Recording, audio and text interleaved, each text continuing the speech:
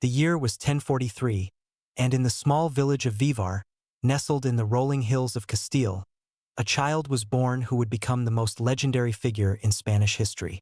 The autumn winds swept across the countryside as Rodrigo Díaz drew his first breath, and perhaps even then, destiny whispered his name across the ancient stones of his ancestral home. Vivar was not a grand place.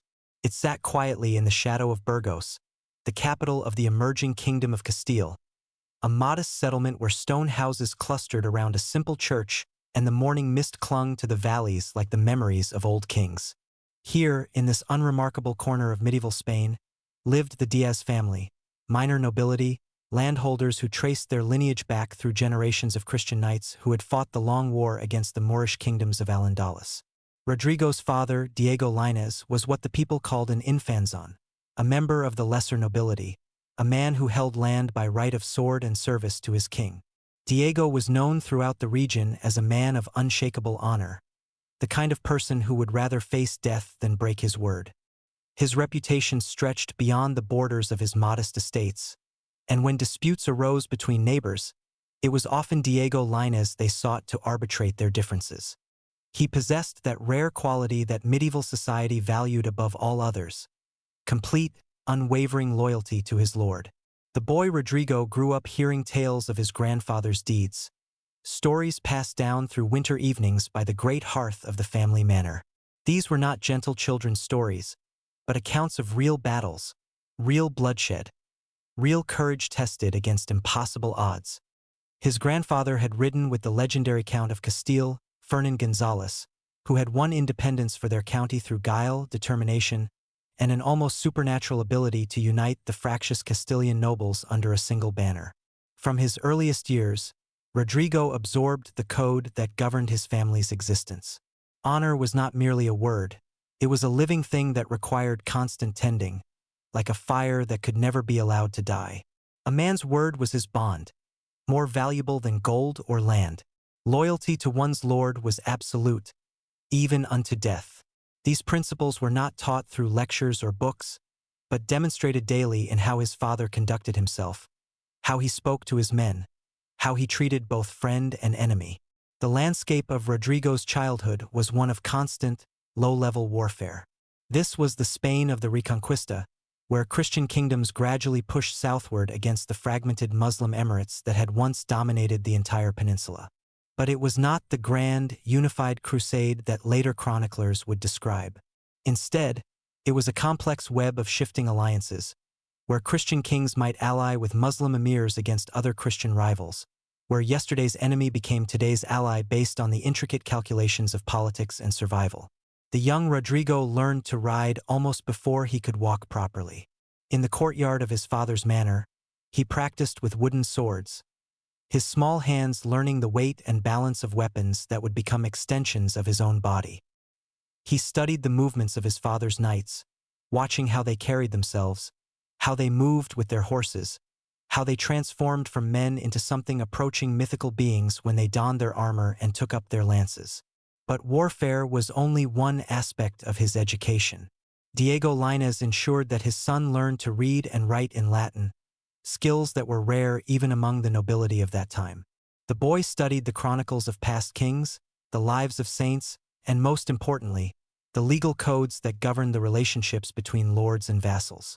He learned that true nobility came not from birth alone, but from the constant practice of virtue, the daily choice to act with honor even when honor brought hardship. When Rodrigo was still a child, messengers would arrive at Vivar bearing news from the wider world. King Ferdinand I of Castile and Leon was expanding his realm, pushing the boundaries of Christian Spain further south with each passing year. The king's armies had captured Coimbra, had made the Muslim kingdoms of Toledo, Badajoz, and Seville into tributary states. These were times of opportunity for ambitious young men, and the name of Ferdinand's son, Prince Sancho, was spoken with particular reverence in the halls of Castilian nobles. Prince Sancho was everything a medieval prince should be: tall, strong, charismatic, and possessed of an almost reckless courage that made men willing to follow him into certain death. Stories of his prowess in battle reached even isolated Vivar, tales of how he had personally led charges against Muslim fortresses, how he had challenged enemy champions to single combat, how he treated his soldiers with a combination of stern discipline and genuine affection that inspired fanatical loyalty. As Rodrigo approached adolescence, his father began to speak of the prince's court, suggesting that the time would soon come for the young man to seek his fortune in royal service. This was the path for ambitious young nobles, to attach themselves to a great lord, to prove their worth through service, and eventually to win land and titles through demonstrated loyalty and skill. For a minor noble's son from Vivar, service to Prince Sancho represented the opportunity of a lifetime. The medieval court was a dangerous place, full of intrigue and shifting allegiances, where a single misstep could mean exile or death. But it was also the only place where a young man could truly test himself, where he could prove that he possessed the qualities that made a true knight. Rodrigo would need to demonstrate not only skill with weapons, but also wisdom in counsel, diplomatic ability, and most crucially, the kind of unshakable loyalty that princes valued above all other qualities. The Spain of Rodrigo's youth was undergoing rapid transformation. The Christian kingdoms were becoming more sophisticated, developing more complex administrative systems, establishing closer ties with the emerging powers of medieval Europe. French knights were beginning to arrive in increasing numbers, bringing with them new military techniques and cultural influences. The monastery of Cluny was extending its influence across the Christian territories, introducing reformed religious practices and connecting Spanish Christianity more closely with Rome. Yet even as Spain was becoming more European, it remained fundamentally shaped by its unique position as the frontier between Christianity and Islam. This was a land where cultures mixed in ways that would have been impossible elsewhere in medieval Europe. Christian nobles employed Muslim architects to build their castles. Muslim scholars translated ancient Greek texts in Christian-controlled cities. Jewish merchants facilitated trade between the two worlds. Rodrigo grew up in this complex, multicultural environment, learning to see Muslims not as faceless enemies, but as people with their own codes of honor, their own traditions of warrior nobility. The boy's education included exposure to Arabic, which was essential for anyone who hoped to function effectively in the complex diplomatic environment of 11th century Spain. He learned about Islamic military tactics, about the internal politics of the Muslim kingdoms, about the delicate negotiations that often prevented small conflicts from escalating into devastating wars. This knowledge would prove invaluable in his later career, giving him insights that many of his contemporaries lacked. As Rodrigo reached his 16th year, the time came for him to leave Vivar and seek his fortune at court. His father arranged for him to enter the service of Prince Sancho, a decision that required careful negotiation and the calling in of old favors. The Díaz family was respectable but not particularly influential, and securing a place for Rodrigo required Diego Lainez to offer substantial guarantees regarding his son's character and capabilities.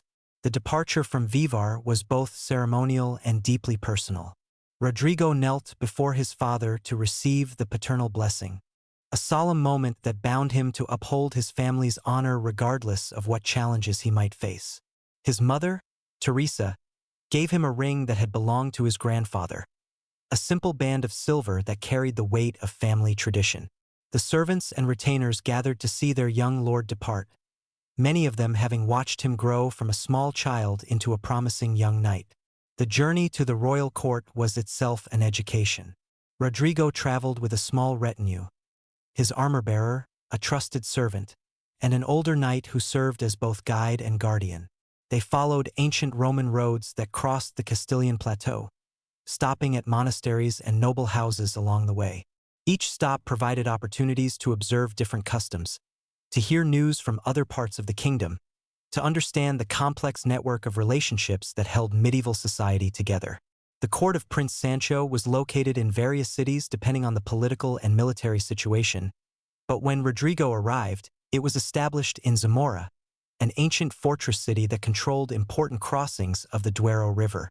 The prince held court in a great hall that had witnessed centuries of royal ceremonies, its stone walls decorated with captured banners and weapons taken from defeated enemies.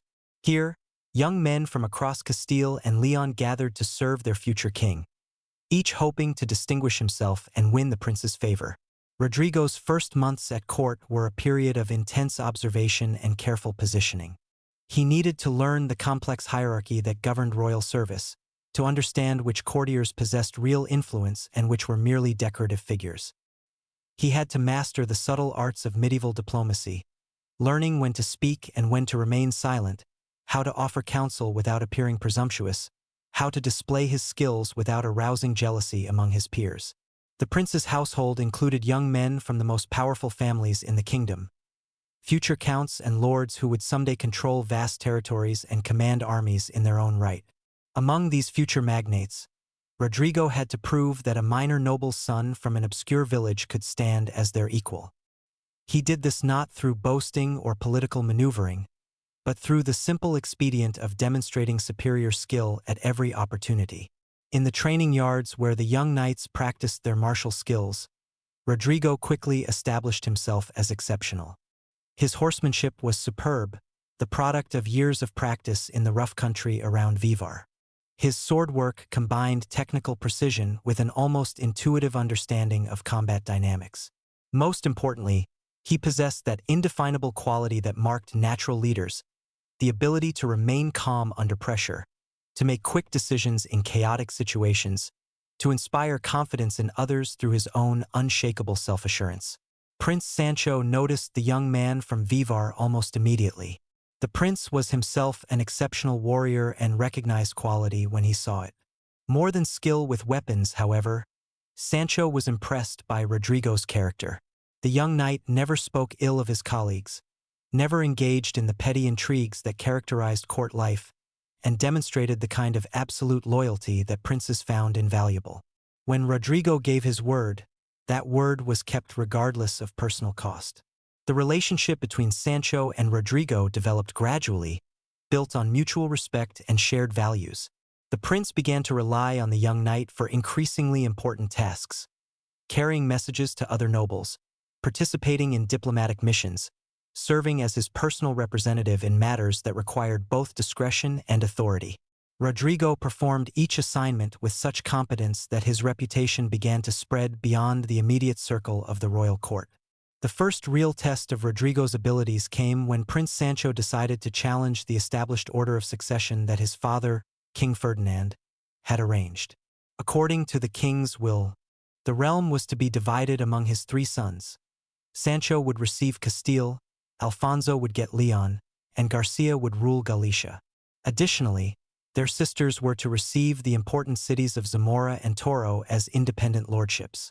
This division was intended to prevent civil war by giving each heir a substantial inheritance, but it had the opposite effect of fragmenting the kingdom just as it was achieving unprecedented power and influence. Prince Sancho refused to accept this division. He argued that the kingdom had been united under his father's rule and should remain united under his. This was not merely personal ambition, though ambition certainly played a role. Sancho genuinely believed that a divided kingdom would be vulnerable to Muslim resurgence and would waste the gains that Ferdinand had achieved through decades of successful warfare. The prince began to gather supporters for what amounted to a challenge to his father's expressed wishes, a dangerous course that could easily result in his disinheritance or worse. Rodrigo found himself at the center of this constitutional crisis. His loyalty was to Prince Sancho personally, not to the legal arrangements that King Ferdinand had established. When the prince asked for his support in the coming conflict, Rodrigo gave it without reservation, fully understanding that he was betting his entire future on his lord's success. This decision would shape the rest of his life, binding him irrevocably to Sancho's cause and ensuring that his fate would rise or fall with that of his chosen master. The death of King Ferdinand in 1065 triggered the succession crisis that everyone had anticipated. Sancho immediately began pressing his claim to the entire inheritance, arguing that ancient tradition and practical necessity both demanded an undivided kingdom. His brothers Alfonso and Garcia were equally determined to hold their designated territories, and their sister Urraca was prepared to defend her rights to Zamora with armed force if necessary. The kingdom that Ferdinand had spent his life building was about to tear itself apart in fratricidal warfare. He did not choose kings. He chose loyalty. The civil war that followed Ferdinand's death was unlike anything Spain had seen in generations. This was not a conflict between Christians and Muslims, or between different ethnic groups with fundamentally different values. This was a war between brothers, fought with all the bitter intensity that only family conflicts can generate. Each side possessed intimate knowledge of the other's strengths and weaknesses. Each commanded the loyalty of experienced warriors who had fought together in previous campaigns. Each could claim legitimacy based on different interpretations of law and tradition. Rodrigo's first experience of serious warfare came during Sancho's campaign against his brother Garcia in Galicia. The northwestern kingdom was the smallest and weakest of the three realms, making it a logical first target for Sancho's reunification efforts. But Garcia proved to be a more formidable opponent than anyone had anticipated. He had used his years as heir apparent to build strong relationships with the Galician nobility, and he commanded genuine loyalty from men who saw him not as a usurper but as their rightful king. The campaign in Galicia tested all of Rodrigo's abilities and revealed the qualities that would make him legendary. Leading a company of Castilian knights in a series of skirmishes along the Minho River, he demonstrated not only personal courage but also tactical brilliance. While other commanders relied on traditional cavalry charges and siege warfare, Rodrigo adapted his tactics to the mountainous terrain and the guerrilla-style warfare that the Galicians preferred. He learned to use the landscape to his advantage, to strike quickly and withdraw before enemy reinforcements could arrive, to gather intelligence through careful observation and patient questioning of prisoners. During one engagement near the fortress of Pazos de Bourbon, Rodrigo found himself trapped with a small force of knights by a much larger Galician army. Rather than attempting a desperate frontal assault or surrendering, he waited until nightfall and led his men through a treacherous mountain pass that local guides had told him was impassable for cavalry. The maneuver not only allowed his force to escape but positioned them to attack the Galician camp from an unexpected direction, routing an army that had thought victory was assured. Word of this exploit reached Prince Sancho, who summoned Rodrigo to his presence for a private audience. The prince was impressed not only by the young knight's tactical skill, but by his refusal to claim more credit than he deserved. Rodrigo gave full recognition to his men, to the local guides who had shown him the mountain path, to the intelligence he had gathered from earlier reconnaissance. This combination of competence and humility marked him as exceptional among the proud and often arrogant nobles who surrounded the prince. The conquest of Galicia was completed by the end of 1065, with Garcia fleeing into exile at the court of the Muslim emir of Seville. But Sancho's victory over one brother only set the stage for a more difficult conflict with Alfonso, who ruled Leon and was widely considered the most capable of Ferdinand's sons. Alfonso had used the time since their father's death to strengthen his position, securing alliances with powerful nobles and even negotiating support from Muslim rulers who preferred a divided Christian Spain to a united one under Sancho's aggressive leadership. The war between Sancho and Alfonso began in earnest in early 1066, and it quickly became clear that this would be a much more serious conflict than the Galician campaign. Alfonso commanded larger armies, held stronger fortified positions, and possessed diplomatic skills that allowed him to maintain complex alliances with multiple different factions. Most importantly, he had the support of their sister Urraca, who controlled the formidable fortress of Zamora and could threaten Sancho's flank if he moved too aggressively against Leon. Rodrigo's role in this war evolved rapidly from company commander to trusted advisor to the prince. Sancho had recognized that the young knight possessed not only martial skills, but also an exceptional ability to understand enemy intentions and predict their movements. During the campaign planning sessions that preceded major operations, Rodrigo's voice carried increasing weight as his predictions proved accurate time and again. The decisive moment of the war came at the Battle of Lantada, fought on a broad plain along the Pisuerga River in July 1068. The two armies were almost evenly matched, with each side fielding approximately 3,000 mounted knights and twice that number of infantry. For medieval armies, these were enormous forces that represented the full military capability of their respective kingdoms. The outcome of this single battle would determine whether Spain remained divided or was reunited under Sancho's rule. The battle began at dawn with the traditional exchange of challenges between individual champions from each army. This was more than mere ceremony. The outcome of these single combats could significantly affect the morale of watching troops. Alfonso's champion was Rodrigo's own cousin, a skilled knight named Diego Ordóñez who had chosen to serve the King of Leon rather than follow his family's allegiance to Castile.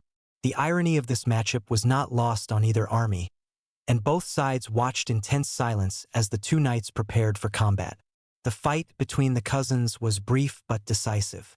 Both men were skilled warriors riding excellent horses and carrying the finest weapons available, but Rodrigo possessed that indefinable quality that separated truly great fighters from merely competent ones. He seemed to anticipate his cousin's movements, positioning himself perfectly for each exchange of blows. The decisive moment came when Diego attempted an ambitious overhead strike that would have been devastating if it had connected. Rodrigo guided his horse slightly to the left while simultaneously raising his shield and striking upward with his own sword, catching his cousin's weapon near the hilt and sending it flying from his hand. With his cousin disarmed and at his mercy, Rodrigo faced a choice that would define his character for the rest of his life. Medieval warfare was brutal, and defeated enemies were often killed without ceremony. But instead of delivering the fatal blow, Rodrigo extended his hand to help his fallen cousin to his feet. This act of mercy in the heat of battle, witnessed by thousands of warriors from both armies, established his reputation as a knight who fought with honor even against his own family members. The single combat was followed by a general engagement that lasted from morning until late afternoon. Both armies fought with desperate courage, knowing that their kingdom's futures depended on the outcome. The battle swayed back and forth across the plain, with neither side able to gain a decisive advantage until late in the day when Rodrigo led a cavalry charge that broke through Alfonso's left flank and threatened to surround his entire army. Alfonso, recognizing that the battle was lost, conducted a masterful fighting retreat that saved most of his army from destruction. But the psychological impact of the defeat was enormous. The King of Leon had been outfought by his younger brother in front of witnesses from across Christian Spain. Many of Alfonso's noble supporters began to reconsider their allegiances, calculating that Sancho's momentum might be impossible to stop.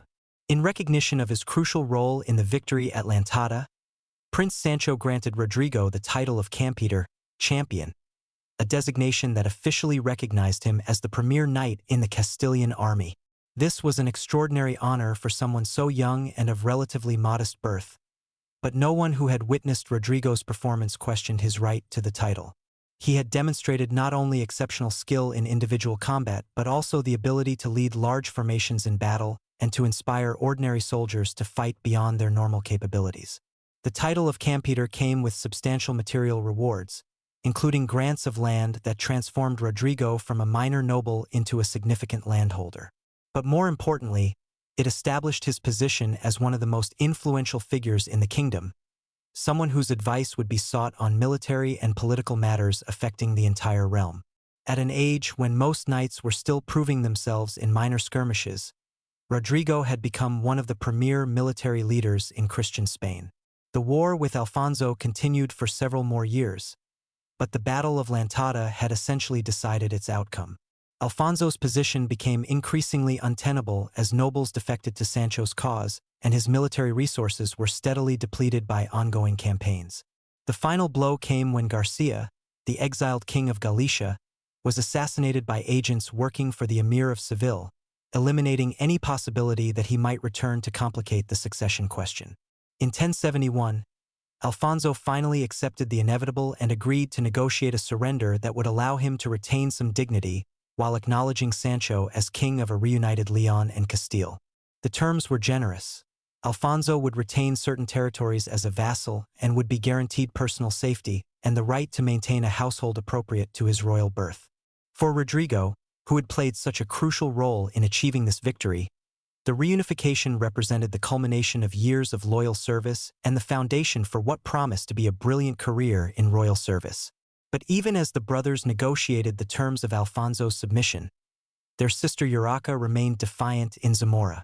The queen refused to acknowledge Sancho's authority over her independent lordship, arguing that the kingdom's reunification did not supersede the specific grants that their father had made to his daughters.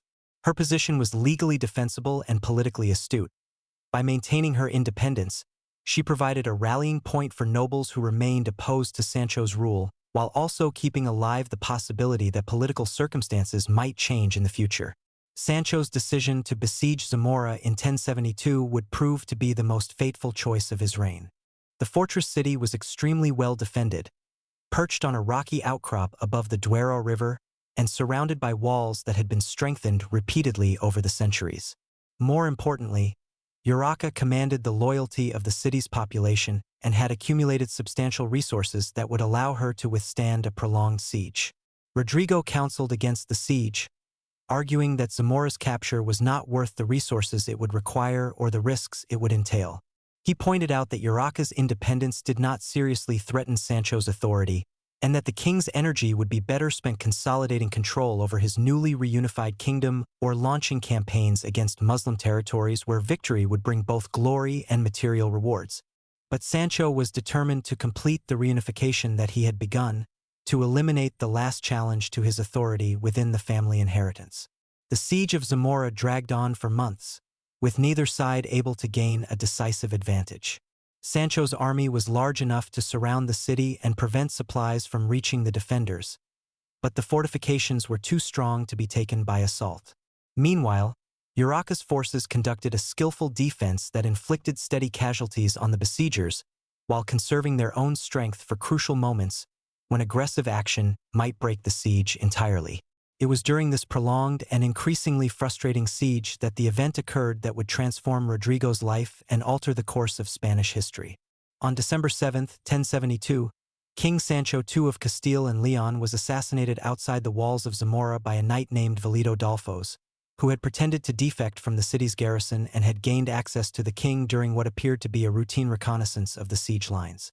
The king's death was a catastrophe for everyone who had supported his cause. Without Sancho's unifying presence, the coalition of nobles that had backed the reunification began to fragment immediately. Alfonso, who had been living in exile in Toledo since his defeat, suddenly became the obvious candidate to inherit his brother's throne. And Rodrigo, who had been Sancho's most prominent supporter and most trusted advisor, found himself in an extremely precarious position. The transition from Sancho's death to Alfonso's accession as King Alfonso VI was accomplished with surprising speed, largely because there was no realistic alternative. Sancho had died without male heirs, Garcia was dead, and their sisters could not inherit the throne under the legal traditions of the time. Alfonso was the only surviving brother with a legitimate claim to rule both Castile and Leon, and most nobles concluded that supporting his accession was preferable to risking the civil war that might result from continued resistance. But Alfonso's return to power created obvious difficulties for those who had been most closely associated with his defeat and exile. Rodrigo's position was particularly delicate because he had been not only a military leader in the war against Alfonso, but also the visible symbol of Sancho's cause. His very presence at Alfonso's court would serve as a constant reminder of the new king's earlier humiliation and the circumstances that had led to his brother's death. Alfonso, however, proved to be both more pragmatic and more forgiving than many expected. Rather than seeking revenge against his former enemies, the new king focused on the practical necessities of governing a kingdom that had been weakened by years of civil war. He recognized that Rodrigo's military abilities and his influence with the Castilian nobility made him too valuable to alienate, regardless of past conflicts. The king's decision to retain Rodrigo in royal service was announced at a formal ceremony held in the Cathedral of Leon, where Alfonso was crowned king of the reunited realm. In front of an assembly that included nobles from across the kingdom, Alfonso publicly forgave all those who had opposed him and called upon them to serve the crown with the same loyalty they had shown to his brother. For Rodrigo, this represented both an opportunity and a test. He would be allowed to continue his career in royal service, but he would need to prove that his loyalty could transfer from the dead king to the living one. The early years of Alfonso's reign were marked by careful efforts to consolidate his authority while avoiding the appearance of seeking revenge against former opponents. The king pursued policies designed to heal the divisions created by the Civil War, granting honors and offices to former enemies while maintaining the support of those who had remained loyal during his exile. This balancing act required considerable political skill and demonstrated that Alfonso possessed diplomatic abilities that his more straightforward brother had lacked. Rodrigo's role in this new regime was carefully calibrated to utilize his abilities while managing the potential complications created by his past associations. The king appointed him to lead campaigns against Muslim territories, assignments that would allow him to demonstrate his continued value while keeping him away from the court where his presence might remind people of uncomfortable recent history. These campaigns also provided opportunities for Rodrigo to prove his loyalty to his new master through actions rather than merely words. Even in exile, he rode like a king. The first major campaign that Alfonso assigned to Rodrigo came in 1074, just 2 years after Sancho's death. The target was the Kingdom of Navarre, whose king, Sancho Garces IV, had been taking advantage of Castile's internal conflicts to seize disputed border territories. This campaign was perfectly suited to Alfonso's political needs. It would demonstrate the reunited kingdom's strength while providing Rodrigo with an opportunity to prove his loyalty through service against a traditional enemy rather than in the more sensitive realm of internal politics. The Navarrese campaign revealed Rodrigo's evolution as a military commander. No longer simply a brilliant individual warrior or company leader, he had developed into a strategic thinker capable of planning and executing complex operations involving thousands of men. His approach to the campaign combined careful intelligence gathering with innovative tactical methods that reflected his deep understanding of both his own forces' capabilities and his enemy's weaknesses. Rather than launching a direct assault on Navarre's main strongholds, Rodrigo implemented a strategy of systematic devastation designed to cripple the kingdom's economic base while avoiding costly siege warfare. His forces swept through the countryside, destroying crops, capturing livestock, and forcing the rural population to seek shelter in fortified towns. This approach placed enormous strain on Navarre's resources while minimizing Castilian casualties, demonstrating Rodrigo's understanding that medieval warfare was as much about logistics and economics as it was about battlefield heroics. The climactic engagement of the campaign occurred at the Battle of Cabrera, where Rodrigo's army encountered a Navarrese force under the personal command of King Sancho Garces. The battle tested all of Rodrigo's skills as a commander, requiring him to coordinate infantry, cavalry, and archers in a complex engagement that lasted most of a day. His victory was complete. The Navarrese army was destroyed as an effective fighting force. King Sancho Garces was captured, and the entire disputed border region fell under Castilian control. But it was Rodrigo's conduct after the battle that truly demonstrated his character and political wisdom. Rather than treating the captured Navarrese king as a mere trophy of war, he negotiated terms that were generous enough to prevent future conflicts while still securing Castile's strategic objectives. King Sancho Garces was released after swearing vassalage to Alfonso and agreeing to pay substantial tribute, an arrangement that transformed a dangerous enemy into a useful ally while enhancing Alfonso's prestige throughout Christian Spain. Alfonso's public recognition of Rodrigo's success in Navarre seemed to confirm that the campaigner had successfully made the transition from Sancho's champion to Alfonso's trusted general. The king granted him additional lands and appointed him to the prestigious position of alferez, the royal standard-bearer who served as the king's personal representative in military matters. This appointment placed Rodrigo among the highest-ranking nobles in the kingdom and demonstrated Alfonso's confidence in his loyalty and capabilities. Yet beneath the surface of this apparent reconciliation, tensions were building that would eventually destroy the relationship between the king and his greatest knight. Alfonso's court was dominated by a faction of nobles who had remained loyal during his exile and who regarded former supporters of Sancho with deep suspicion. These men, led by the powerful Count Garcia Ordóñez, viewed Rodrigo's rapid restoration to royal favor as a dangerous precedent that might encourage other former enemies to expect similar treatment. Garcia Ordóñez was himself a formidable figure, an experienced military commander, a skilled politician, and a man whose family had served the Leonese monarchy for generations. His opposition to Rodrigo was not merely personal jealousy, though that certainly played a role. Garcia Ordóñez genuinely believed that Alfonso's policy of reconciliation was misguided, that former enemies could never be truly trusted, and that the king's safety required the systematic exclusion of Sancho's supporters from positions of real authority. The conflict between Rodrigo and Garcia Ordóñez first became public during a council meeting held in Leon in early 1076. The issue under discussion was the kingdom's response to renewed Muslim raids along the southern frontier, attacks that threatened the tribute payments that several Muslim emirs made to Alfonso in exchange for protection. Garcia Ordóñez argued for a defensive strategy that would rely on fortified positions and local militias to repel the raids, while Rodrigo advocated for aggressive offensive campaigns that would carry the war into enemy territory. The disagreement quickly escalated beyond military strategy into fundamental questions about the kingdom's future direction.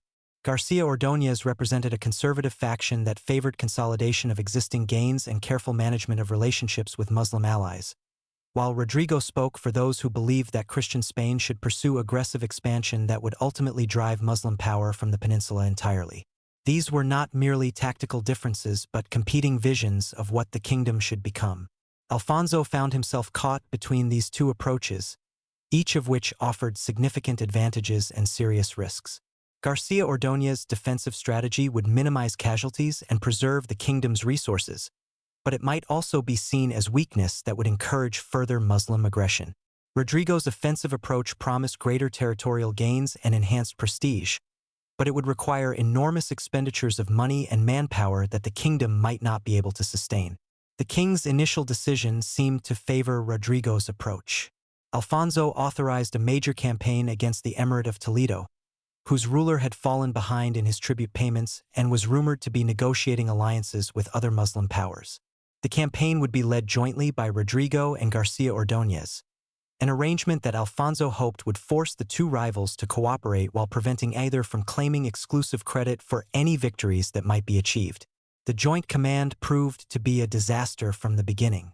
Rodrigo and Garcia Ordóñez disagreed about virtually every aspect of the campaign: the route of advance, the selection of targets, the treatment of prisoners, and the distribution of captured wealth. Their personal animosity poisoned relationships throughout the army, creating factions that were more concerned with their commanders' rivalry than with achieving the campaign's objectives. The crisis came to a head during the siege of a minor fortress near Toledo, when Garcia Ordóñez accused Rodrigo of secretly negotiating with the enemy for personal advantage. The accusation was almost certainly false. Rodrigo's record of loyalty and honor was well established, but it reflected the depth of suspicion that had developed between the two factions. Rodrigo demanded that Garcia Ordóñez either provide evidence for his charges or withdraw them publicly, a challenge that Garcia Ordóñez could not accept without losing face before his own supporters. The confrontation between the two commanders might have led to open combat within the Christian army if Alfonso had not intervened personally. The king rode to the siege camp and summoned both men to a private meeting where he attempted to mediate their dispute. But Alfonso's efforts at reconciliation only highlighted the fundamental incompatibility between the two approaches to his service. Garcia Ordóñez demanded that Rodrigo be removed from command and investigated for treason, while Rodrigo insisted that his honor required either vindication or the right to defend himself in trial by combat. Alfonso's solution was to separate the two commanders by assigning them to different theaters of operation.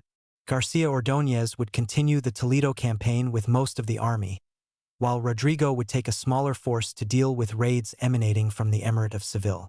This division of forces weakened both efforts and demonstrated the king's inability to control the factional conflicts that were paralyzing his administration, but it prevented the immediate crisis from escalating into open warfare between Christian forces. Rodrigo's independent campaign in the south provided him with opportunities to demonstrate his exceptional abilities as a military commander while operating without the constraints imposed by court politics.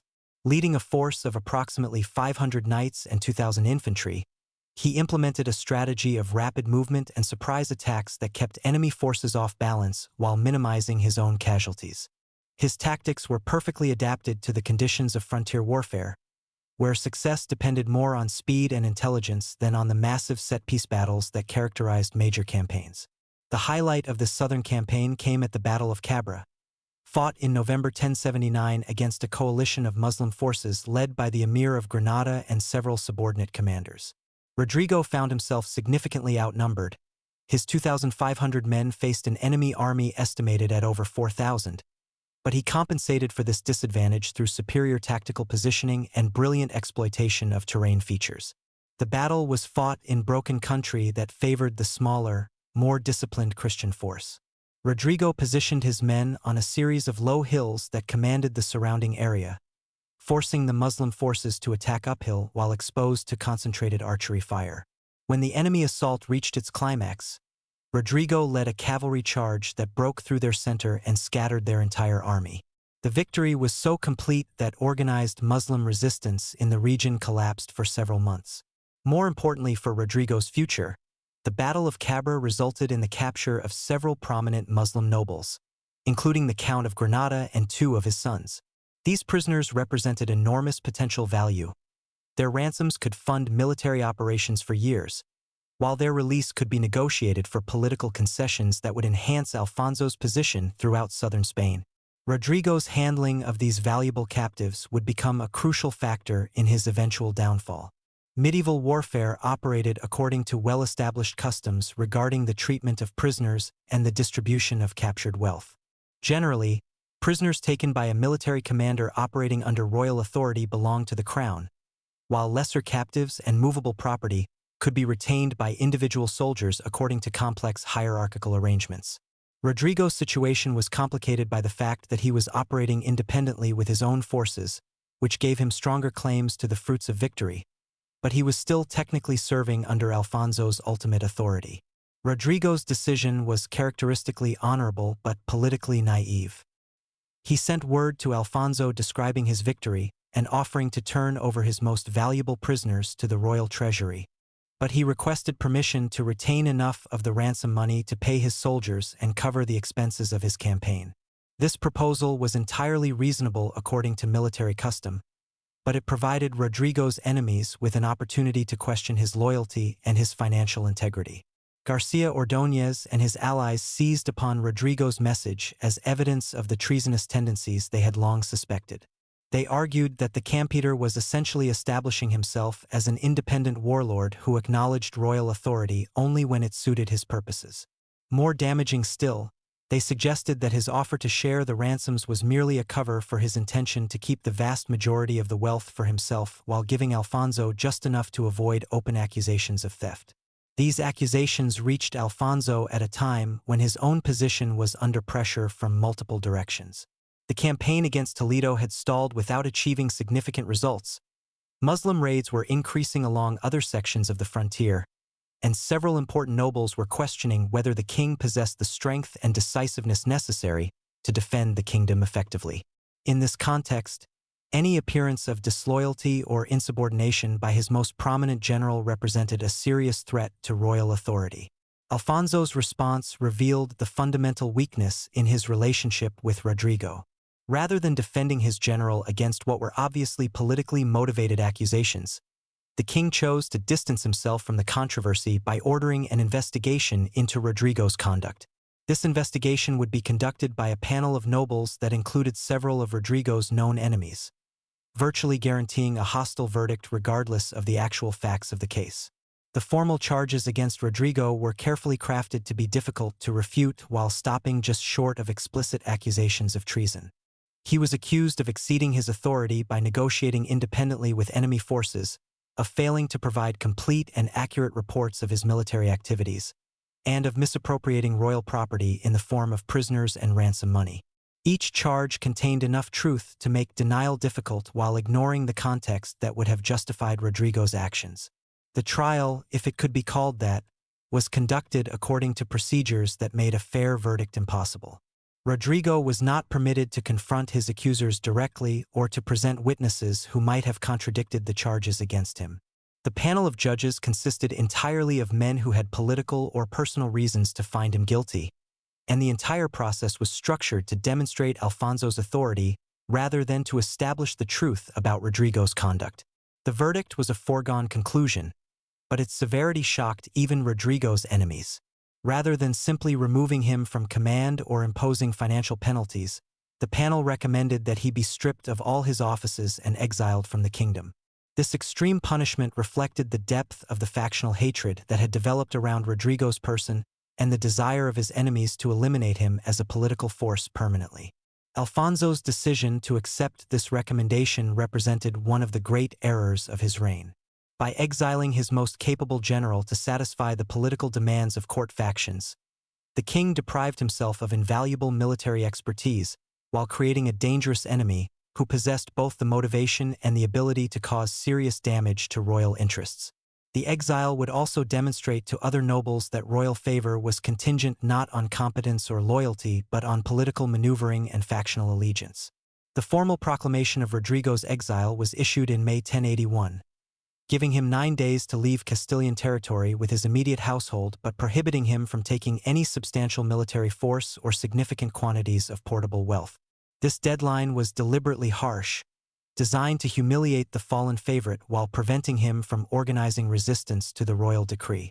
The proclamation also warned that any noble who provided assistance to the exile would face similar punishment, effectively isolating Rodrigo from potential allies within the kingdom. Rodrigo's response to this catastrophe revealed the depth of his character and the strength of his personal honor. Rather than attempting to rally his supporters for armed resistance against what was obviously an unjust verdict, he accepted the king's decision with dignity while maintaining his innocence of the charges that had been brought against him. His farewell speech to the assembled court, delivered in the presence of Alfonso himself, was a masterpiece of controlled emotion that left many listeners questioning the wisdom of the king's decision. "My lord," Rodrigo declared, "I have served you faithfully as I served your brother before you. If my service has been judged inadequate, I accept your decision without complaint. But I will not accept charges against my honor that are unsupported by evidence or justice. I leave your court with the same integrity with which I entered it, and I pray that God will grant you wisdom in the trials that lie ahead." This dignified response enhanced Rodrigo's reputation even as it marked the end of his career in royal service. Nobles who had remained neutral in the factional conflicts began to question whether Alfonso possessed the judgment necessary for effective kingship, while ordinary soldiers and minor nobles who had served under Rodrigo's command spoke openly of their admiration for his character and their doubts about the accusations that had been made against him. The practical arrangements for Rodrigo's departure from Castile revealed both the limitations imposed by his exile and the loyalty that he commanded among his immediate followers. Although the royal decree prohibited him from taking a significant military force, approximately 300 knights chose to accompany their former commander into exile, sacrificing their own positions and properties to maintain their personal loyalty. These men represented the core of a private army that would eventually enable Rodrigo to establish himself as an independent power in the complex political landscape of medieval Spain. The decision of where to seek refuge presented Rodrigo with difficult choices that would shape the remainder of his career. The obvious options were the courts of other Christian rulers, but most of these kings would be reluctant to provide shelter for someone who had been exiled by Alfonso, both because they needed to maintain good relations with Castile and because harboring an exile might set dangerous precedents for their own rebellious nobles. Rodrigo's solution was characteristically bold and unconventional. Rather than seeking refuge with a Christian ruler who might restrict his freedom of action to avoid offending Alfonso, he chose to offer his services to Al-Mu'tamid, the Muslim emir of Seville. This decision scandalized Christian opinion and provided Rodrigo's enemies with new ammunition for their accusations of disloyalty, but it also demonstrated his pragmatic understanding of the political realities that governed frontier warfare in medieval Spain. The Emirate of Seville was one of the most powerful of the fragmented Muslim kingdoms that had emerged from the collapse of the Córdoba Caliphate, and Al-Mu'tamid was widely regarded as one of the most capable and honorable rulers of his generation. The emir had previously maintained peaceful relations with Castile through tribute arrangements, but he was now facing pressure from both Castilian expansion and attacks by rival Muslim rulers. An alliance with a Christian military commander of Rodrigo's reputation offered significant advantages for both parties. The negotiations for Rodrigo's service in Seville revealed the complex diplomatic environment in which he would operate for the next several years. Al-Mu'tamid needed a military commander who could provide his forces with the tactical advantages that Christian knights possessed, while also serving as a diplomatic link to the Christian kingdoms. Rodrigo needed a patron who would provide him with the resources necessary to maintain his followers and the freedom to operate according to his own strategic judgment. The agreement they reached was unprecedented in its scope and sophistication. Rodrigo would serve as military commander for Seville's forces while retaining his Christian faith and his ultimate allegiance to Christian civilization. He would be provided with land sufficient to support his followers and would receive a share of any wealth captured in military operations. Most importantly, he would be free to leave Seville's service if political circumstances changed in ways that might allow his return to Christian service. This arrangement satisfied the immediate needs of both parties while preserving Rodrigo's long-term options, but it also placed him in an extremely difficult moral position. Service to a Muslim ruler, even one as honorable as Al-Mu'tamid, would inevitably require him to fight against Christian forces, potentially including armies from his own homeland. The psychological burden of this situation would weigh heavily on Rodrigo throughout his years in Muslim service, creating internal conflicts that would influence many of his later decisions. The first major campaign of Rodrigo's service to Seville came in late 1081, when Al-Mu'tamid asked him to lead an expedition against the neighboring emirate of Granada.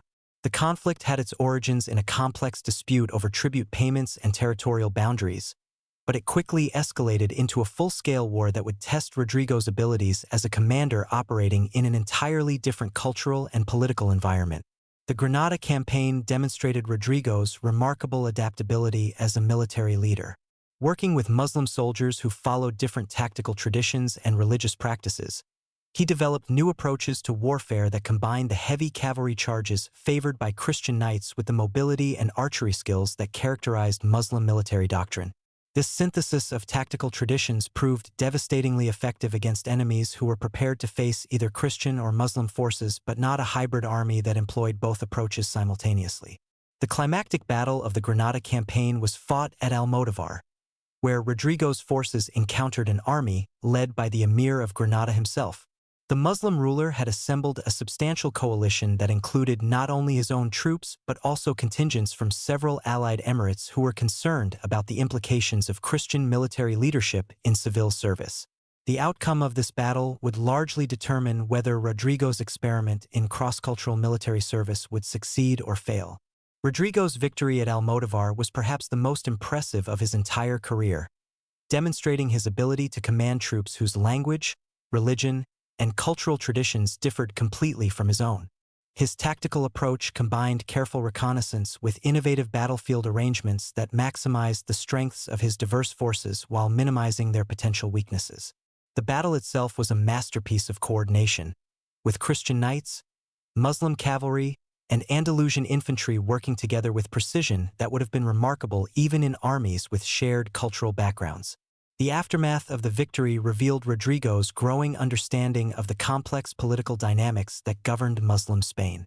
Rather than pursuing the complete destruction of Granada's military power, which might have destabilized the entire region, he negotiated terms that enhanced Seville's position while preserving the balance of power among the competing emirates. His treatment of prisoners was scrupulously correct according to both Christian and Muslim traditions, earning him respect from both sides and establishing his reputation as a commander who fought with honor regardless of religious differences. Al-Mu'tamid's satisfaction with Rodrigo's performance was reflected in the substantial rewards that followed the Granada campaign. The emir granted him additional territories and formally appointed him as his chief military advisor, a position that gave Rodrigo significant influence over Seville's foreign policy.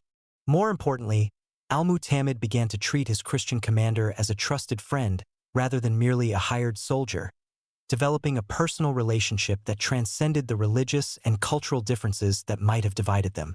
This friendship between the exiled Christian knight and the Muslim emir became one of the most celebrated relationships in medieval Spanish literature, representing the possibility of honorable cooperation between members of different faiths who shared common values of courage, loyalty, and integrity. Their correspondence, preserved in various chronicles and literary works, reveals two men who found in each other the kind of understanding and respect that was rarely possible across religious boundaries in medieval Europe. Yet even as Rodrigo achieved military success and personal satisfaction in Seville's service, he remained fundamentally a Christian knight whose ultimate loyalties lay with the land of his birth. His letters to friends in Castile, written during quiet moments between campaigns, reveal a man torn between gratitude to his Muslim patron and longing for reconciliation with his original homeland. This internal conflict would eventually force him to make choices that would alter the course of his life once again. The opportunity for that choice came in 1086, when Alfonso VI found himself facing the greatest crisis of his reign. The Almoravid invasion from North Africa had fundamentally changed the balance of power in the peninsula, bringing a new and more formidable enemy into conflicts that had previously been manageable through traditional diplomatic and military means. Faced with this existential threat to Christian Spain, Alfonso began to reconsider many of his previous decisions, including the exile of his most capable general. He fought not for crowns, but for his name to stay clean. The year 1086 brought transformations to the Iberian Peninsula that would reshape the destiny of both Christian and Muslim Spain forever. From the deserts of North Africa came the Almoravids, a militant Islamic movement that combined religious fervor with exceptional military discipline to create the most formidable fighting force that medieval Europe had yet encountered. Led by Yusuf ibn Tashfin, these Berber warriors crossed the Strait of Gibraltar with the stated intention of purifying Muslim Spain and driving the Christian kingdoms back into the mountains from which they had emerged centuries earlier. The Almoravid invasion began at the invitation of the Muslim emirs themselves, who had grown desperate in the face of Alfonso VI's increasingly aggressive expansion. The Christian king's recent conquest of Toledo, the ancient Visigothic capital and the symbolic heart of Spanish Islam, had demonstrated that no Muslim kingdom was safe from his ambitions. Faced with the choice between submission to Christian overlordship or accepting help from their North African co-religionists, the emirs chose what they believed to be the lesser evil. They would soon discover their mistake. The Almoravids had little patience for the sophisticated, cosmopolitan culture that had developed in Al-Andalus over 3 centuries of Muslim rule. These desert warriors viewed the Spanish Muslims as dangerously corrupted by Christian influence and excessive luxury, while the elaborate diplomatic arrangements that had allowed Christian and Muslim rulers to coexist were seen as betrayals of fundamental religious obligations. The Almoravids had come not merely to defend Muslim Spain, but to remake it according to their own austere vision of Islamic purity. The first major confrontation between the Almoravids and Christian forces came at the Battle of Sagrajes, fought near Badajoz in October 1086. Alfonso VI led a substantial army into the field, confident that his battle-tested troops could handle what he initially viewed as merely another expedition by Muslim auxiliaries. The king's forces included the finest knights from across his kingdoms, men who had proven themselves in countless engagements against the fragmented Muslim emirates, and who had little reason to expect that these African newcomers would present unprecedented challenges. The Battle of Sagrajes was a catastrophe for Christian arms that demonstrated the fundamental inadequacy of traditional Spanish military methods against the Almoravid style of warfare. The North African forces employed tactics that combined the mobility of nomadic cavalry with the discipline of professional infantry in ways that completely disrupted the battle plans of Christian commanders. Their use of massive war drums created psychological effects that demoralized Christian horses and infantry alike, while their archers delivered volleys of arrows with accuracy and volume that exceeded anything previously encountered in Spanish warfare. Alfonso himself barely escaped from the battlefield with his life, suffering wounds that would trouble him for the remainder of his reign. His army was scattered, with thousands of knights killed or captured and virtually all of his siege equipment and supply trains falling into enemy hands. More damaging than the immediate military losses was the psychological impact of the defeat, which demonstrated that Christian military superiority was not the natural law that many had assumed it to be. News of the disaster at Sagrajes reached Rodrigo in Seville, where he was serving Al-Mu'tamid with the same loyalty and competence that had once characterized his service to Christian rulers. The intelligence reports that filtered through the complex network of spies and merchants who connected the various Spanish kingdoms painted a picture of unprecedented crisis for Christian Spain. Alfonso's defeat had encouraged Muslim resistance throughout the peninsula, while rumors circulated that the Almoravids were planning follow-up campaigns that would drive Christian power back to its pre-11th century boundaries. Al-Mu'tamid found himself in an impossible position as the Almoravid invasion unfolded. He had initially supported the decision to invite North African intervention, recognizing that Christian expansion posed an existential threat to Muslim independence. But the Almoravids' obvious intention to eliminate the political autonomy of Spanish Muslim rulers created new dangers that were potentially even more serious than those posed by Christian conquest. The Emir of Seville faced the prospect of choosing between submission to fanatical co-religionists or resistance that might require alliance with Christian enemies. Rodrigo's advice during this crisis demonstrated both his strategic brilliance and his fundamental loyalty to his patron's interests rather than his own convenience. Despite the obvious opportunities that the situation presented for reconciliation with Alfonso VI, Rodrigo counseled Al-Mu'tamid to maintain his independence as long as possible while avoiding direct confrontation with either Christian or Almoravid forces.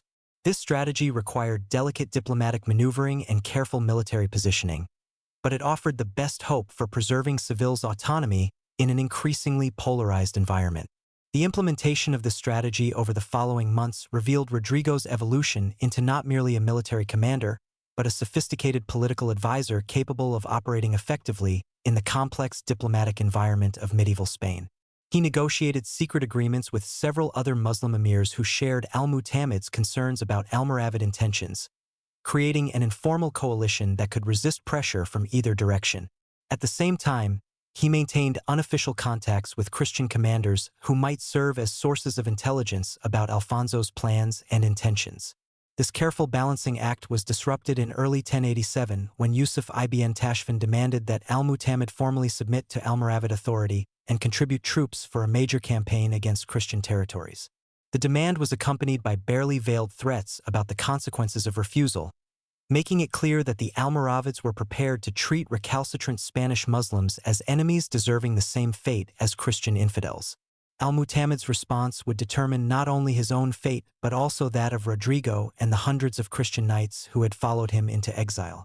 The emir's decision was characteristically honorable and tragically self-destructive. Rather than submitting to Almoravid demands or attempting to flee to Christian protection, Al-Mu'tamid chose to resist, knowing that his forces were inadequate for prolonged warfare against the disciplined armies from North Africa. This choice was motivated not by hope of victory, but by determination to maintain his dignity and his obligations to the subjects who had trusted him with their welfare. For Rodrigo, his patron's decision created both moral clarity and practical difficulties that would reshape the remainder of his career. Rodrigo's loyalty to Al-Mu'tamid was absolute, but his responsibilities extended beyond personal honor to include the welfare of the Christian knights who had followed him into exile and who now faced the prospect of fighting alongside Muslims against other Muslims in a conflict that could easily result in their complete destruction. His solution was to negotiate an arrangement that would allow his followers to return to Christian service while he remained with Al-Mu'tamid to honor his personal obligations.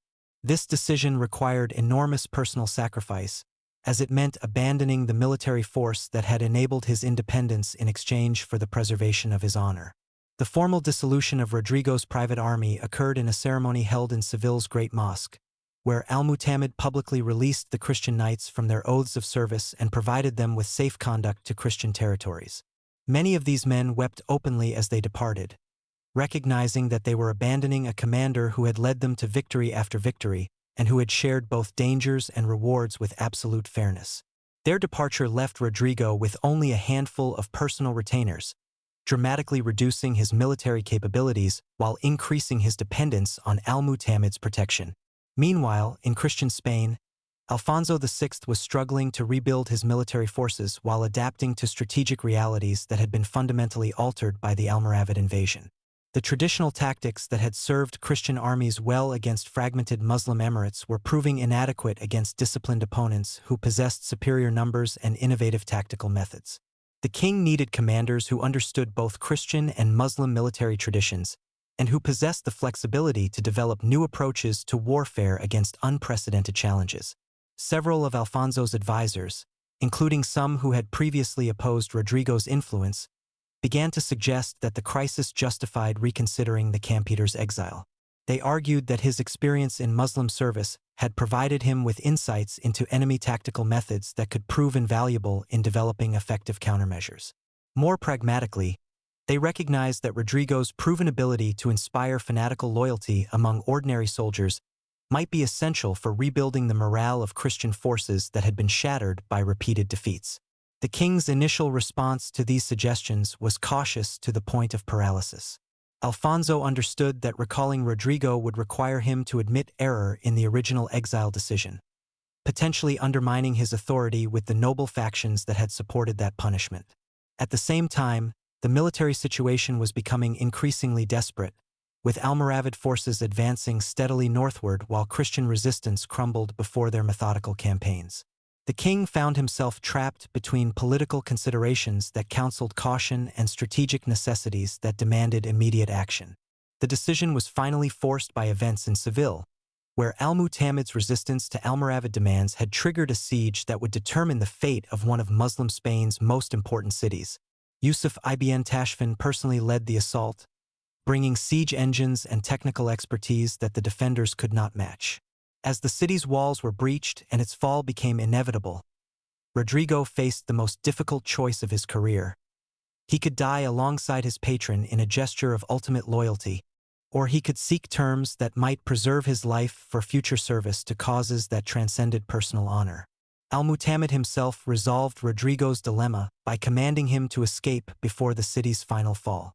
The emir argued that Rodrigo's death would serve no useful purpose, while his survival might enable him to continue fighting for principles they both valued. This final conversation between the two friends, conducted as Almoravid forces fought their way through Seville streets, demonstrated the depth of mutual respect that had developed between men whose backgrounds and faiths should have made understanding impossible. Rodrigo's escape from Seville was accomplished through a combination of careful planning and desperate improvisation that reflected his years of experience in frontier warfare. Disguised as a Muslim merchant and accompanied by only 2 trusted retainers, he made his way through Almoravid lines during the chaos of the city's fall. The journey to Christian territory required several weeks of careful travel through hostile countryside, relying on contacts established during his years of service to Al-Mu'tamid and the grudging respect that his reputation commanded even among enemies. His arrival in Christian territory created immediate diplomatic complications for Alfonso VI, who found himself forced to decide whether to honor the exile decree or to recognize changed circumstances that might justify Rodrigo's return. The king's eventual decision to grant the Campeador a conditional pardon reflected both political pragmatism and genuine recognition of the kingdom's military needs. Rodrigo would be allowed to return to royal service, but under restrictions that would prevent him from immediately resuming his former influence and that would demonstrate the king's continued authority over even his most valuable subjects. The terms of Rodrigo's restoration were carefully crafted to balance competing political demands while providing the kingdom with access to his military expertise. He would be permitted to raise a new military force, but its size would be limited and its operations would require royal approval. He would be granted lands sufficient to support this force, but these grants would be temporary and subject to revocation if his loyalty were ever again questioned. Most importantly, he would be assigned to operations on the eastern frontier, far from the court intrigues that had originally led to his exile. This eastern assignment would prove to be providential, placing Rodrigo in position to exploit opportunities that would ultimately overshadow even his previous achievements. The region around Valencia was entering a period of political chaos, as competing Muslim factions struggled for control while Almoravid pressure mounted from the south. The complex dynamics of this situation would provide an exceptional commander with opportunities to carve out an independent position that transcended the traditional boundaries between Christian and Muslim Spain. Valencia in the late 11th century was one of the most prosperous and strategically important cities in the Mediterranean world. Located on Spain's eastern coast, it controlled vital trade routes connecting the peninsula with North Africa and the broader Islamic world. The city's agricultural hinterland was extraordinarily fertile, supporting a dense population and generating wealth that attracted ambitious rulers from across the peninsula. But Valencia's prosperity made it a target for conquest, while its location made it vulnerable to attack from multiple directions. The immediate political situation in Valencia was dominated by competing claims among various Muslim leaders, each of whom possessed some legitimate basis for authority, but none of whom commanded sufficient military strength to eliminate their rivals. This fragmentation created opportunities for external intervention, but it also ensured that any would-be conqueror would face not only the city's own defenses but also opposition from rivals who preferred continued chaos to the emergence of a unified enemy. Rodrigo's approach to this complex situation demonstrated his evolution into a political strategist whose sophistication matched his military abilities. Rather than attempting immediate conquest, which would have united his enemies against him, he positioned himself as a protector of the established government while gradually increasing his influence and military presence. This strategy required careful attention to the concerns of various local factions while building the foundation for more decisive action when circumstances became favorable. The first phase of Rodrigo's Valencia campaign involved establishing secure bases of operation in the surrounding countryside. Rather than relying solely on military force, he combined promises of protection with offers of economic cooperation that appealed to local populations who had suffered from years of political instability. Agricultural communities that accepted his protection found their crops and livestock secure from raids, while merchants who cooperated with his administration gained access to trade networks that extended across both Christian and Muslim territories. This gradual expansion of influence was accompanied by careful military preparations that would enable more aggressive action when the time was appropriate. Rodrigo assembled a diverse army that included not only Christian knights but also Muslim soldiers who had become disillusioned with their previous masters. This force was smaller than the armies commanded by major kings, but it was exceptionally well-trained and motivated by personal loyalty to a commander whose reputation for fair treatment and military competence had spread throughout the region. The decisive moment in Rodrigo's Valencia campaign came in 1092, when political developments within the city created an opportunity for intervention that might not be repeated. The ruling faction had become increasingly unpopular due to their inability to provide effective defense against Almoravid incursions, while their opponents lacked the military strength to overthrow the government without external assistance. Both sides began seeking allies who might tip the balance in their favor, creating opportunities for ambitious outsiders to play competing factions against each other. Rodrigo's manipulation of this situation was a masterpiece of political maneuvering that demonstrated his deep understanding of the psychological and material factors that motivated medieval rulers. He negotiated simultaneously with multiple factions, offering each group exactly what they most needed while carefully avoiding commitments that would prevent him from shifting alliances if circumstances changed. This complex diplomatic game required exceptional skill in reading character and predicting behavior, abilities that Rodrigo had developed through years of experience in courts where miscalculation could mean death. The final assault on Valencia was launched in May 1094, after more than 2 years of careful preparation and diplomatic maneuvering. Rather than the brutal siege warfare that characterized most medieval conquests, Rodrigo's takeover was accomplished through a combination of military pressure and political agreements that minimized bloodshed while ensuring the submission of the city's defenders. The operation demonstrated his recognition that governing a conquered city required the cooperation of its inhabitants, cooperation that would be impossible to achieve if the conquest were perceived as unjustly harsh. The capture of Valencia represented the culmination of Rodrigo's military career and the beginning of his most challenging role as an independent ruler. Unlike previous commands where he had operated under royal authority or in service to established rulers, his position in Valencia required him to create governmental institutions capable of managing a complex urban society while maintaining military forces adequate for defense against multiple potential enemies. This transition from military commander to political leader would test abilities that had remained largely undeveloped during his years of service to others. He rode into the city not as a conqueror, but as a lord who had found home. The establishment of Rodrigo's government in Valencia required innovations in administration that reflected both the city's unique circumstances and his own complex background. Valencia was a predominantly Muslim city with significant Christian and Jewish minorities, requiring legal and administrative systems that could accommodate different religious traditions while maintaining unified political authority. At the same time, the city's strategic position ensured that its government would face constant external pressures from both Christian and Muslim enemies who viewed Rodrigo's independence as a threat to their own ambitions. Rodrigo's solution was to create a form of government that was unprecedented in medieval Europe, a multi-religious state that preserved established legal traditions while concentrating ultimate authority in the hands of a Christian ruler who governed according to principles of justice rather than religious favoritism. Muslim inhabitants were permitted to maintain their religious practices and traditional legal arrangements, while Christians and Jews enjoyed similar autonomy in matters affecting their communities. This approach required constant attention to the concerns of all groups while preventing any single faction from dominating the others. The military organization that defended this unique state reflected Rodrigo's understanding that his position depended on maintaining forces capable of defeating enemies who possessed superior numbers and resources. His army combined professional soldiers with militias drawn from Valencia's population, creating a defense force that was both formidable in battle and deeply rooted in the community it protected. The integration of Muslim and Christian soldiers under unified command was particularly innovative, requiring leadership techniques that transcended religious differences while maintaining the discipline essential for effective military operations.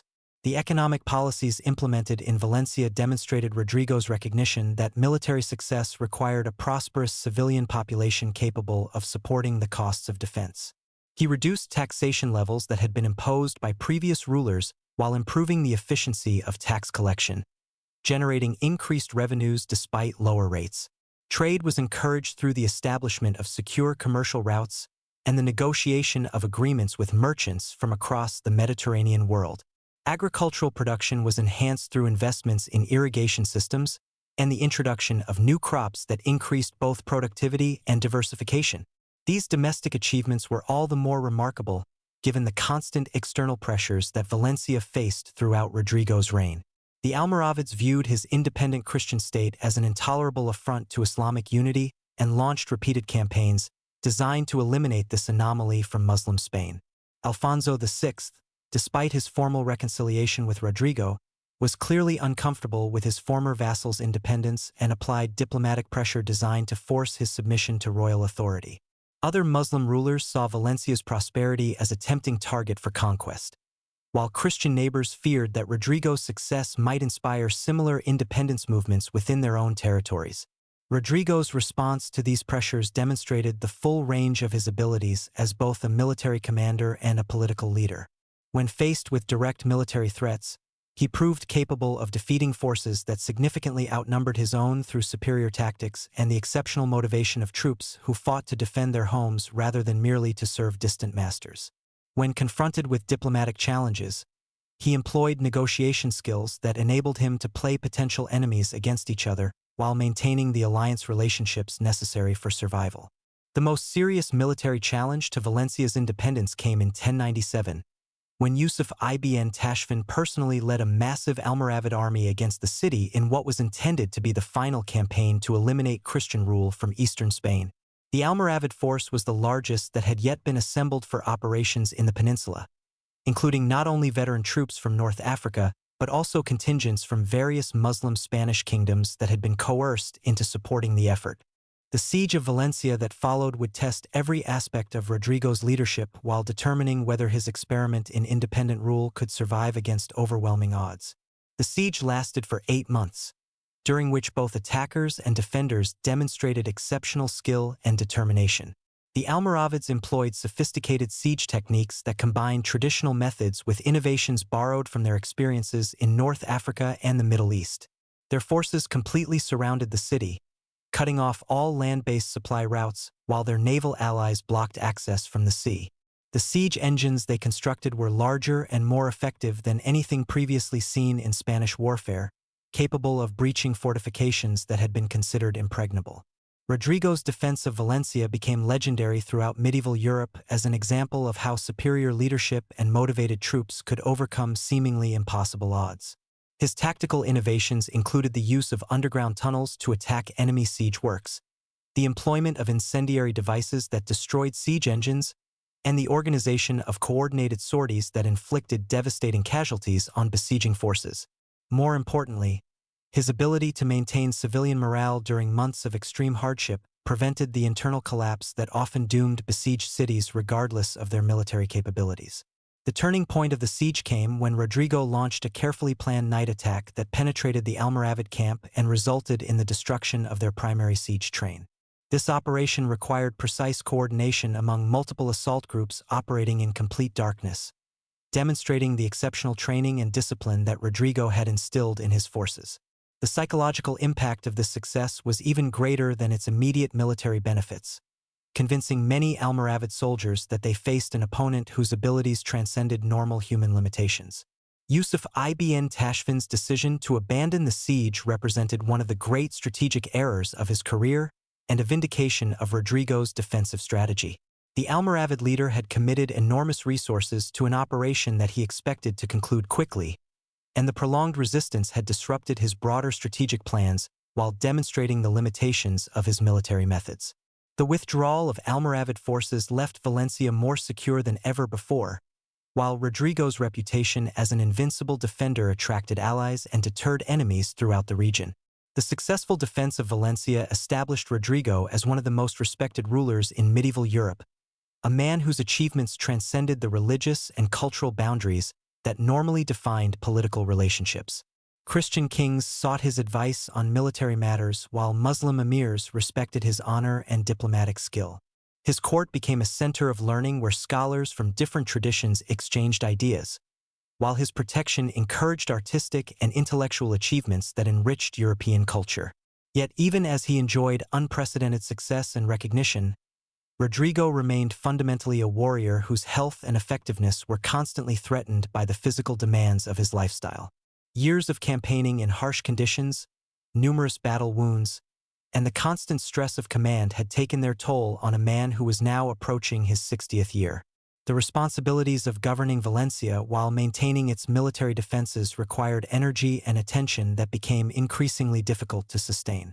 The decline of Rodrigo's health became apparent to his closest associates during the winter of 1098 to 1099, when he suffered a series of illnesses that seemed to sap his legendary vitality. These health problems were carefully concealed from potential enemies, but they forced Rodrigo to begin considering arrangements for Valencia's future governance that would preserve his achievements after his death. The challenge was enormous. His unique position had depended on personal qualities that could not be transferred to a successor, while the complex balance of forces that sustained Valencia's independence might not survive the transition to new leadership. Rodrigo's solution was to negotiate a series of agreements that would provide Valencia with protection from external enemies, while preserving the autonomy that had made the city prosperous. These negotiations required all of his diplomatic skill and demonstrated his continued ability to manipulate complex political situations even as his physical capabilities diminished. The arrangements he made would not ultimately preserve Valencia's independence indefinitely, but they represented the best possible outcome under extremely difficult circumstances. The end came in July 1099, when Rodrigo died peacefully in his palace surrounded by his wife Jimena and the closest companions who had shared his extraordinary career. His death marked the end of an era in Spanish history, the passing of a man whose achievements had transcended the normal boundaries of medieval possibility. But even death would not end the Campeador's influence on the events that had shaped his lifetime. Even death obeyed his honor. The immediate aftermath of Rodrigo's death created a crisis that tested all of the arrangements he had made for Valencia's continued independence. News of the Campeador's passing spread rapidly throughout the peninsula, encouraging enemies who had been deterred by his reputation while creating uncertainty among allies who had depended on his personal guarantees of protection. Jimena, who inherited both his authority and his problems, faced the challenge of maintaining control over a city that enemies viewed as newly vulnerable. The most immediate threat came from the Almoravids, who saw Rodrigo's death as an opportunity to achieve the conquest that had eluded them during his lifetime. Within weeks of receiving confirmation of the Campeador's death, Almoravid commanders began assembling forces for what they expected to be a decisive campaign against Valencia. This time, however, they would face not only the city's conventional defenses, but also one of the most extraordinary stratagems in medieval warfare. Jimena's response to the approaching Almoravid army demonstrated that she had learned well from her husband's example of using psychological warfare to amplify limited military resources. Rather than attempting a conventional defense that her forces were insufficient to maintain, she chose to implement a plan that Rodrigo himself had supposedly outlined during his final illness, a strategy that would allow the dead Campeador to lead one final charge against his enemies. The details of what followed have been embellished by centuries of legend, but the essential facts are preserved in multiple contemporary sources. As the Almoravid army approached Valencia's walls, the city's gates suddenly opened to reveal a mounted figure in full armor leading a substantial cavalry force. The figure bore the unmistakable silhouette of Rodrigo Díaz, mounted on his famous warhorse Babieca and carrying the banner that had led Christian forces to victory in countless previous battles. The psychological impact on the Almoravid forces was devastating. Soldiers who had convinced themselves that their greatest enemy was safely dead found themselves confronting what appeared to be either his miraculous resurrection or his vengeful ghost. The carefully maintained discipline that characterized Almoravid armies collapsed in the face of what seemed to be supernatural intervention on behalf of their enemies. What had begun as a confident assault on a weakened city became a panicked retreat as thousands of veteran warriors fled from an opponent they had thought was beyond earthly concerns. The truth behind this apparition was both simpler and more poignant than the supernatural explanations that many preferred. Jimena had indeed arranged for Rodrigo's body to be mounted on Babieca and secured in his armor, creating a figure that would be recognizable to distant observers while concealing the reality of his death. The cavalry charge that followed was led by his most trusted companions, men who understood that this final deception might provide Valencia with the breathing space necessary for negotiating more sustainable arrangements for the city's future. The success of this extraordinary stratagem provided Jimena with the time she needed to implement the agreements that Rodrigo had negotiated before his death. Valencia's independence could not be maintained indefinitely without his unique abilities, but an orderly transition to new arrangements would be far preferable to conquest by an enemy force. The negotiations that followed demonstrated both the respect that Rodrigo's memory commanded and the practical limitations that his death had created. The final resolution of Valencia's status reflected the complex realities that had characterized Spanish politics throughout Rodrigo's lifetime. The city was eventually incorporated into the expanding Almoravid Empire, but under terms that preserved many of the innovations that had made Rodrigo's rule distinctive. Religious minorities retained protections that exceeded those available in other Muslim territories, while commercial arrangements continued to benefit from the international connections that the Campeder had established. These arrangements represented a partial vindication of Rodrigo's governmental experiments, even as they marked the end of his political independence. Jimena's own fate illustrated both the possibilities and limitations that existed for exceptional individuals in medieval society. She negotiated successfully for her own safety and that of her household, receiving guarantees that enabled her to retire to a monastery in Castile, where she spent her remaining years preserving the memory of her husband's achievements. Her careful preservation of documents and artifacts related to Rodrigo's career provided much of the source material that would enable later chroniclers to reconstruct his extraordinary life. But even as Valencia's political independence ended, the legend of El Cid continued to grow and evolve in ways that transcended the specific circumstances of his historical career. The story of a knight who had served both Christian and Muslim masters with equal honor, who had created a prosperous state that protected people of all faiths, and who had led one final charge after death itself, became a powerful symbol of possibility that inspired later generations throughout Europe and beyond. The literary development of the Cid legend began almost immediately after his death, with the composition of epic poems that celebrated his achievements while adapting his story to the values and concerns of different audiences. The earliest of these works, the Canta de Mio Cid, established the basic narrative framework that would influence all subsequent treatments, while demonstrating the remarkable appeal that Rodrigo's story held for medieval audiences. The poem's popularity ensured that El Cid's fame would extend far beyond the boundaries of Spain, making him one of the most celebrated figures in European literature. Later treatments of the Cid legend reflected changing historical circumstances and literary fashions while preserving the essential elements that made his story compelling. Renaissance writers emphasized his role as a defender of Christian civilization against Muslim expansion, while Romantic authors focused on his tragic separation from his homeland and his ultimate vindication.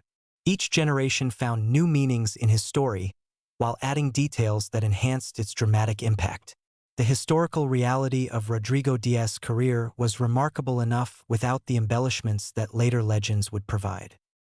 He had risen from relatively modest origins to become one of the most influential figures of his age, serving multiple masters with distinction while maintaining personal honor in situations that would have compromised lesser men. His military innovations had influenced the development of medieval warfare, while his governmental experiments in Valencia had demonstrated possibilities for religious toleration that would not be widely accepted for centuries. Perhaps most significantly, Rodrigo's life had illustrated the complex realities that characterized medieval Spain, where religious and cultural boundaries were more fluid than in other parts of Europe and where exceptional individuals could transcend the limitations normally imposed by birth and circumstance. His friendships with Muslim rulers, his incorporation of diverse populations into his military and governmental systems, and his reputation for honor among enemies as well as allies demonstrated possibilities for cross-cultural cooperation that contradicted many of the assumptions that governed medieval European society. The preservation of Rodrigo's memory in Spanish culture served functions that extended beyond mere entertainment or historical curiosity. During centuries when Spain struggled with questions of national identity and cultural unity, the Cid legend provided a symbol of achievement that could inspire pride while demonstrating values that transcended religious and regional divisions. His story suggested that Spanish greatness had roots that predated later political developments, and that the country's complex cultural heritage was a source of strength rather than weakness. The international appeal of the Cid legend reflected its embodiment of universal themes that resonated across cultural boundaries. the story of a man who maintained his honor despite unjust treatment, who achieved great things through personal merit rather than inherited advantage, and who remained loyal to his principles even when they conflicted with immediate self-interest, appealed to audiences throughout Europe and eventually around the world. These themes ensured that El Cid would remain relevant long after the specific historical circumstances that had shaped his career were forgotten. The modern understanding of Rodrigo Díaz's historical significance has been enhanced by archaeological discoveries and scholarly research that have provided more accurate information about the conditions in which he lived and worked. These investigations have confirmed many of the basic facts about his career while revealing the extent to which later legends had embellished or altered his story. The result has been a more nuanced appreciation of his genuine achievements and a better understanding of the remarkable historical period in which he lived. Contemporary historians recognize Rodrigo Díaz as one of the most successful examples of the military entrepreneurs who played crucial roles in medieval European development. His ability to build and maintain independent political authority through a combination of military skill, diplomatic acumen, and administrative competence represented achievements that few of his contemporaries could match. His success in governing a multi-religious state demonstrated possibilities for tolerance and cooperation that were remarkable for his time and remain instructive for ours. The legacy of El Cid extends beyond historical scholarship to encompass continuing influences on literature, popular culture, and political discourse. His story continues to inspire creative works that explore themes of honor, loyalty, and perseverance in the face of adversity. Politicians and social commentators invoke his example when discussing questions of national identity, military service, and the proper relationship between individual conscience and institutional authority. These ongoing references demonstrate the continuing relevance of questions that his life had raised and partially answered. Yet perhaps the most significant aspect of Rodrigo Díaz's legacy lies not in the specific details of his achievements but in what his career revealed about human possibility. His life demonstrated that exceptional individuals could transcend the limitations normally imposed by historical circumstances, that honor and competence could overcome accidents of birth and political misfortune, and that cooperation across cultural and religious boundaries was possible even in times of intense conflict. These lessons remain relevant in a world that continues to struggle with questions of identity, loyalty, and the proper balance between individual conscience and collective responsibility. He never ruled a kingdom, but he remained a king in hearts. As the morning mist rises from the plains where Valencia once flourished under his rule, and the ancient stones of Vivar remember the child who became a legend, the story of Rodrigo Díaz de Vivar, El Cid Campeador, continues to echo through the corridors of time. His was a life that embodied the contradictions and possibilities of medieval Spain, an existence that proved how honor could triumph over adversity, how loyalty could transcend politics, and how a single individual's commitment to principle could inspire generations yet unborn. In the end, El Cid was neither the perfect Christian knight that later chroniclers would create nor the simple adventurer that cynical historians might suggest. He was something far more valuable.